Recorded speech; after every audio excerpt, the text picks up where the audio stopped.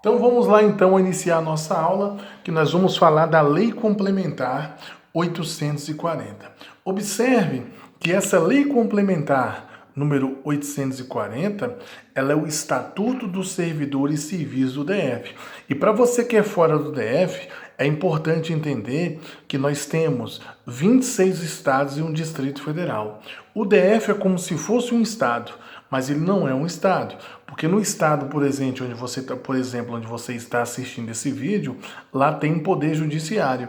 E o DF, pessoal, ele não tem poder judiciário, tá bom? Ele só tem um poder executivo e o poder legislativo. Então anote isso, é importante. Observe que essa Lei 840, que é conhecida como Estatuto dos Servidores Civis do DF, também pode cair na sua prova como, observe, regime jurídico único.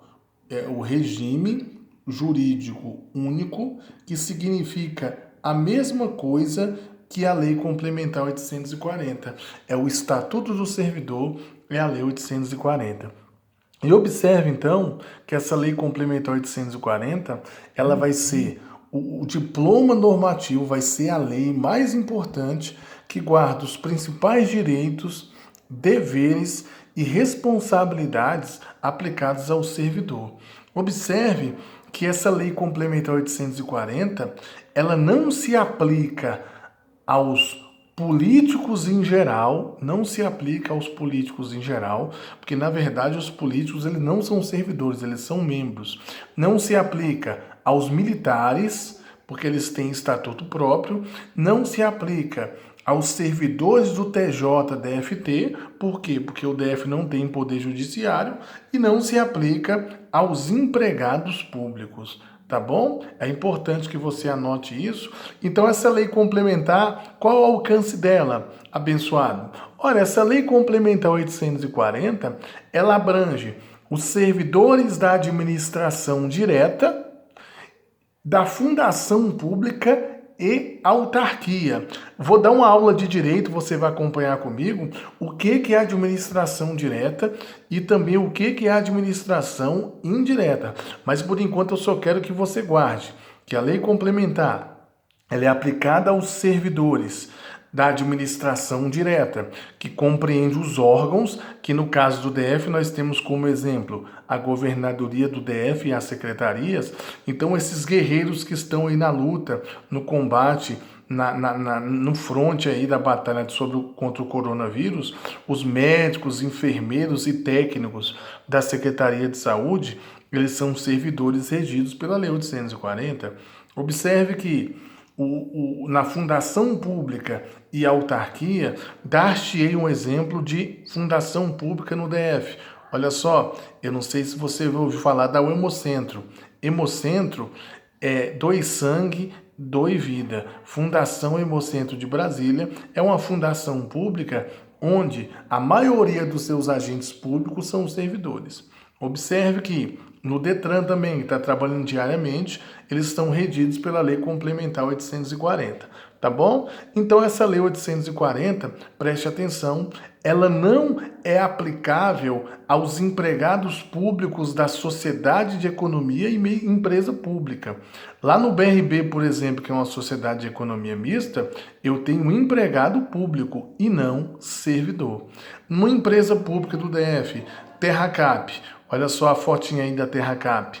Lote Bom é da Terracap, uma empresa do Distrito Federal. Observe que na Terracap eu não tenho servidor, e sim empregado público.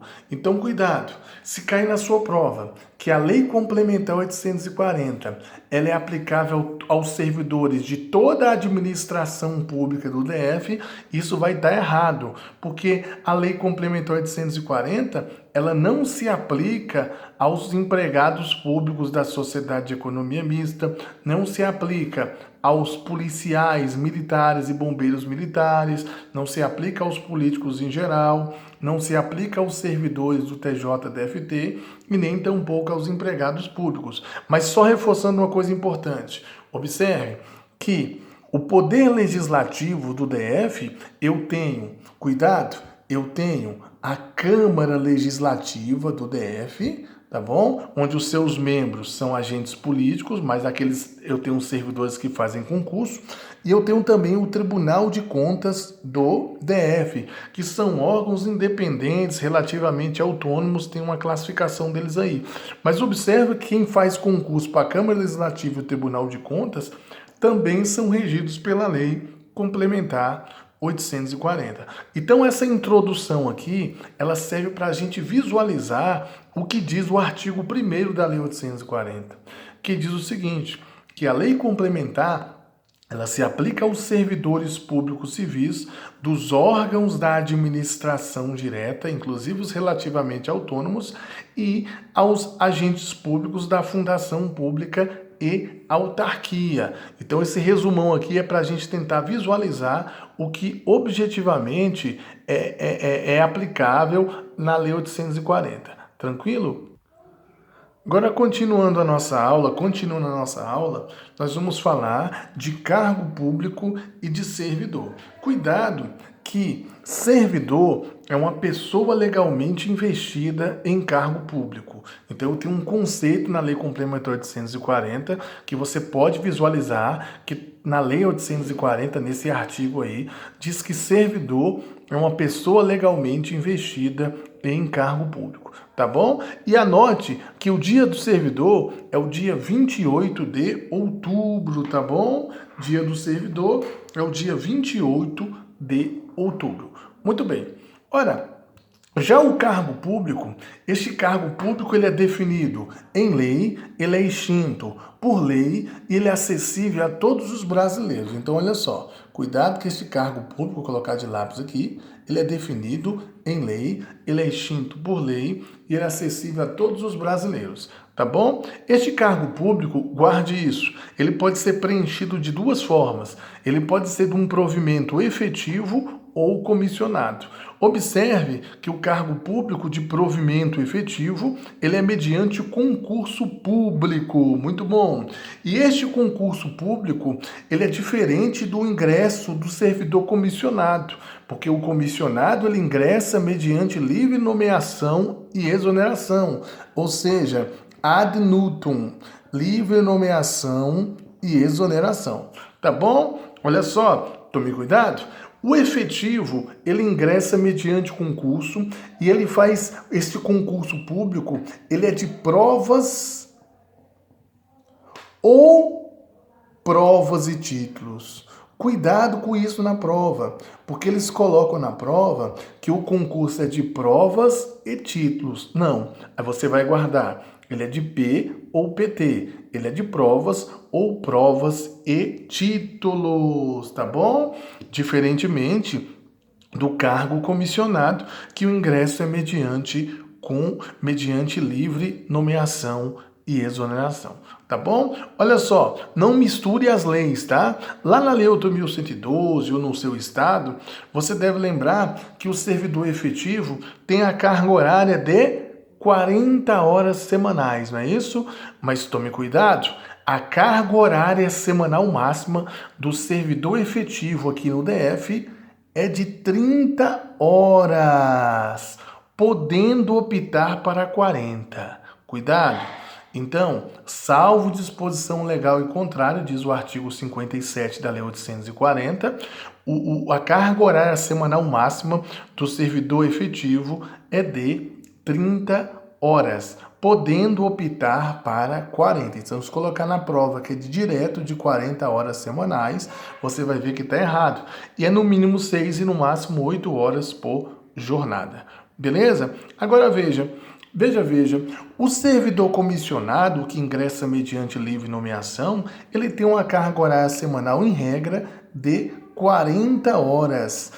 Veja, mais dedicação integral. Então aqui no DF, tudo é diferente, tá bom? Olha só, no seu estado aí, de repente o cargo comissionado, a carga horária é só dedicação integral. Mas aqui é de 40 horas mais dedicação integral. Agora tome cuidado aqui também com essa função de confiança. Olha só, a função de confiança, lá na Constituição, ela deve ser ocupada exclusivamente por servidores efetivos. Ó, servidor efetivo é servidor concursado. Então, observe que na Constituição a função de confiança ela é exclusiva de servidor efetivo. Então, é exclusiva o que está escrito lá. Na lei orgânica também diz que é exclusiva de servidor efetivo. Por aí está tranquilo. Mas se perguntarem segundo a Lei 840, você vai anotar que a função de confiança ela é privativa. Na prática é a mesma coisa, porque só pode ingressar, só pode exercer função de confiança quem exerce cargo efetivo, que ingressa mediante concurso, tá bom? Outra coisa importante também que eu quero destacar para você é que quando se fala de cargo comissionado, que é livre nomeação e exoneração, pelo menos 50% deles tem que ser de servidores efetivos, ou seja, de carreira, que significa que é comissionado. Na prática, isso talvez não seja utilizado, mas é o que a lei determina.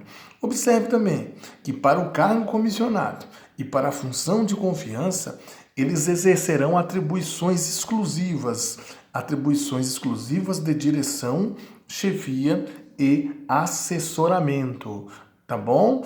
Ora, de direção é aqueles que auxiliam diretamente o agente político, é lá na administração superior. Pode colocar a palavra-chave aí. A palavra-chave é administração superior, tá bom? Beleza? Ora, a de chefia um pouco abaixo, você vai colocar a palavra-chave direta e imediata. Direta e imediata. Beleza? Tranquilo? E assessoramento é para auxiliar. Para auxiliar. Vamos lá. Olha, para você compreender melhor isso aqui, são só as palavras-chave, veja o que diz a lei em relação a isso. Então, se você pegar a lei lá 840, lá no artigo 5º, ela diz que os cargos em comissão destinados exclusivamente para atribuições de direção, chefia e assessoramento, ele diz o que considera cargo em comissão direção. Ora, aqueles cujo desempenho envolva atribuições de administração superior. Então, cuidado, a palavra-chave é administração superior. Beleza? Ora, de chefia, aquele que envolva relação direta e imediata de subordinação. Então, a palavra-chave é direta e imediata.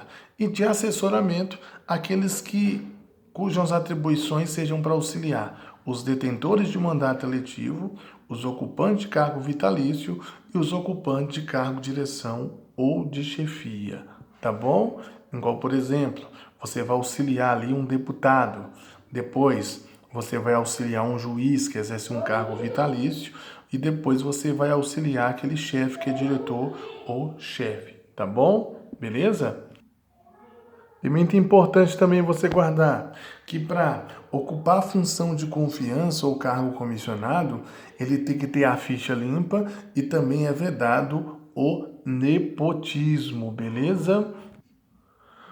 Muito bem, em relação ao deficiente. Em relação ao deficiente, você certamente já ouviu falar que a lei garante um percentual de vagas, não é? Então, cuidado.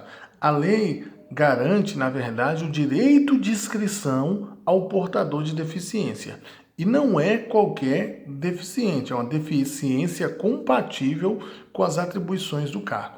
Aqui na Lei 840, tome cuidado, que o edital de concurso, ele tem de determinar que 20% das vagas serão destinadas aos portadores de deficiência, desprezada a parte decimal. Então a ideia é a seguinte: se o cargo for compatível com a deficiência, e não é qualquer deficiência, eu vou destinar 20% das vagas, beleza? Anote isso, que isso é muito importante e também é diferente da legislação que você certamente já estudou. Então, para encerrar a nossa primeira parte da aula,